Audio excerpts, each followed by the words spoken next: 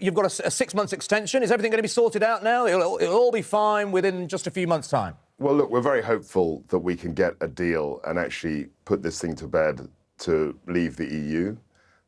It's not a secret that we've struggled to get the withdrawal agreement through. It was rejected a number of times. But I think with this extension, we'll have the opportunity to have talks, seek a broader coalition of interests so that we can, within the House of Commons, so that we can actually land the deal and leave the EU within the prescribed time. And what I would say about this is the extension is that if we get a deal done before May the 22nd, then we don't have to have European elections and we can actually leave the EU in a much shorter time than the October date that they suggested last night. So is Theresa May, when she's back from Brussels, going to immediately walk into talks with Labour again, which have been ongoing for a week now, and say, right, OK, let's talk seriously about a customs union, because obviously that's the only way, that's the only deal that it seems is possible to get through the Commons? Well, the talks with Labour are ongoing, and we hope to get some sort of conclusion to them. Meaning what, though, Kwasi? Sorry to interrupt, just that people are so bored of hearing the same answers. Sure. We all know that it's difficult. Everybody knows nothing's won majority in Parliament. Every single person in this country now wants to know what is going to happen next. The option on the table right now is to blur those red lines that Theresa May had, go for a customs union, and that's what Labour would probably want, perhaps with a people's vote. Is she going to do that? Look, the main thing is to get a deal through Parliament, and that's what we're looking for. That's what we're working to.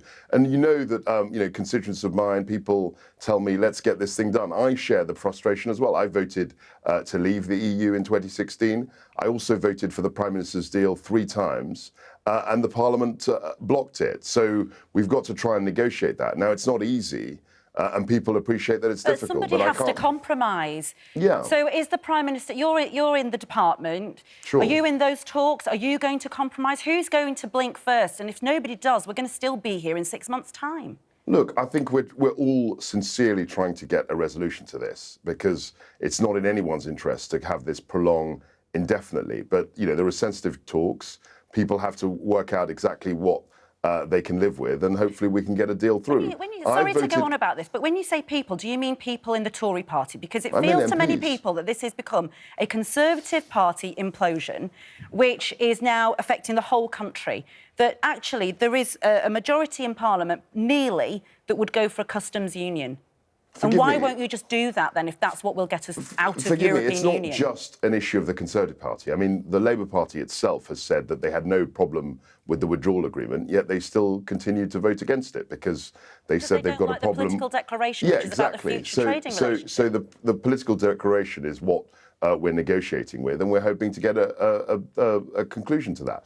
The withdrawal agreement itself, which is 585 pages, many people in the House of Commons, I think a majority of people, want to sign up to that. We're just trying to finesse this political declaration. And it's no use saying, it's boring. I mean, these are very important decisions. It will take time. As I always say, we were in the EU and the EEC for 46 years. That was a very long time. And the idea that we're going to solve this and just leave in a short time, I think is really ambitious. Okay, so what we're trying to do is trying to get a deal. We're trying to get it through the House of Commons. And we're trying to, and we will leave the EU. Okay. That's the goal. I mean, a lot of people will say that Theresa May at the moment is, let alone fit enough to run the country, she's not fit enough to run the party. We're heading towards a Tory leadership challenge at the moment, aren't we? And that's what's going on, isn't it? And you've been a previous supporter of Boris Johnson, so would you rather have Boris Johnson in play at the moment rather than Theresa May? Look, there's no vacancy. The Prime Minister's been very clear about what the steps will be. She said but you say there's no vacancy, but that doesn't matter. But other people are calling for her head. And if it wasn't for the Labour Party, she wouldn't even have this chance of having this extension. Most of the party, her own party, didn't support her. So there's definitely an issue, and you can't deny that. No, the Prime Minister's clearly addressed the issue by saying that if the deal gets through, she will step down. She's made it very, very clear. Would you be happy to have her stay there if the deal doesn't get through, right through till October? Would you support her? Or if there were calls for her to leave from the Cabinet, would you support her leaving and getting a new, fresh pair of hands? I'm a Conservative MP. We had very clear rules about challenging the Prime Minister. She was challenged last year in December. That challenge failed. and according to the rules of the party, you have to wait another year before you such a shame, you have the opportunity again. So it's I just think such a shame. Obviously, you come onto the programme, and that is hugely valuable, and our viewers will value that you've come on.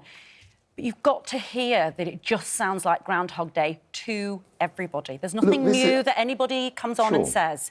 And that's hugely frustrating. We're talking about whether people are embarrassed about being British this morning because of Brexit. In our poll, 70% of people said that they were, yes, they were a bit embarrassed to be British. That's going to be the legacy of the Conservative Party, isn't it? That you've left a country slightly embarrassed of itself. Look, it's a difficult negotiation. We've got a hung parliament. I'm not pretending that it's easy, but what I'm saying is that, as a government minister, as someone who's trying to leave, has always supported Brexit, I think we're at the finishing tape, and we just got to see it through. And it's difficult. It's not.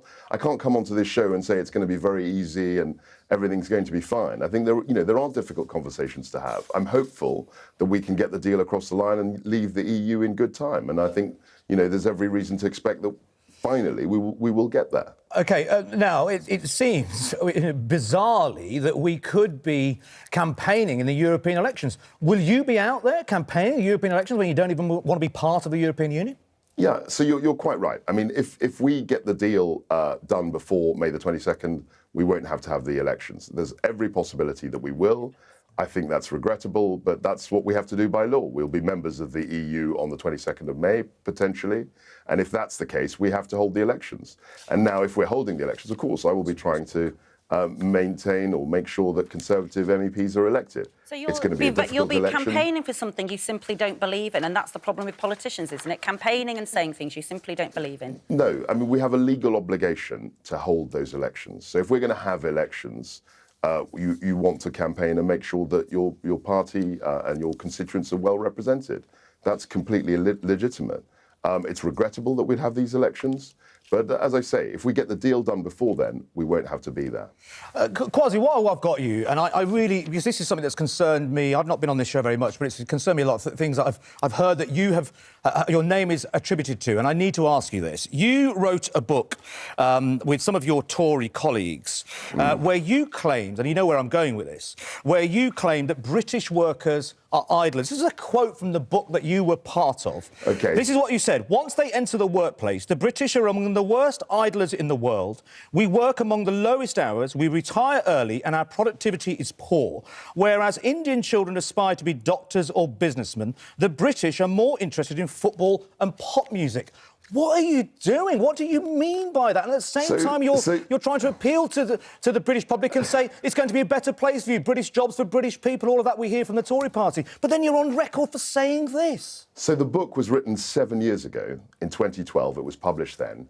And we did have a problem with productivity. There's no point pretending otherwise. I wrote it as a backbencher. So they're no longer idle, are they?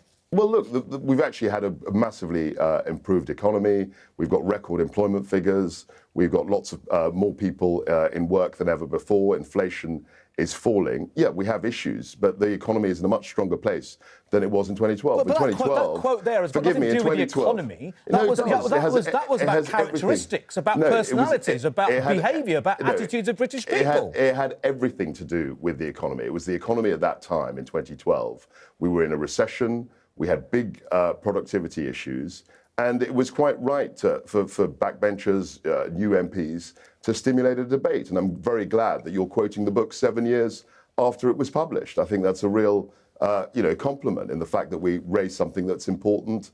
And if politicians can't ask difficult questions, then there's no point actually having politicians. It'd be nice if you answered difficult questions sometimes rather than posing. We have to engage in debate.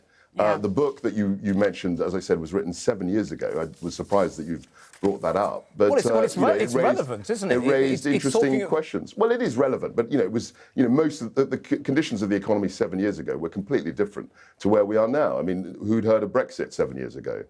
We're in a completely different world. So I'm glad that you've mentioned it, and it's an important discussion point, but it's not really relevant to what's happening today. OK, Kwasi Kwarteng, thank you so much for coming on the programme.